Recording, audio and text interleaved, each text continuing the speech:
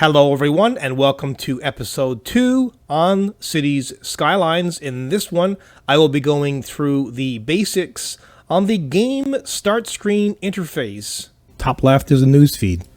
That's pretty self-explanatory. These are the DLCs. I have some installed, but you can purchase more. Many DLCs. They are cheap. The game also is very inexpensive now, so I think it's worth it considering the replayability of this game.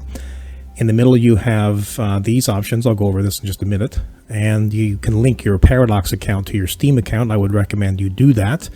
And over here, you have the Steam Workshop, where you'll find all kinds of items, literally hundreds of thousands of them, from maps to assets to mods and even more things. So make sure you check that out. I will have more on that in a future episode. Oh, and take note that at the bottom right-hand corner of this section, it will show you how many mods that you have enabled.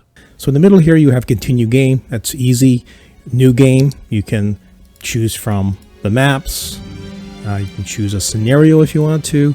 And you can even choose left-hand traffic. And when you click on these maps, you can see the natural resources here and other connections. So that's New Game. Load Game, well, just load a game. Editors, a number of these, where you can create new maps, themes, assets, and scenarios, as well as loading them. Content Manager. Now this is where you can find, the maps, the save games, the assets, and all the other things in here. I'll come back to this one in the next episode.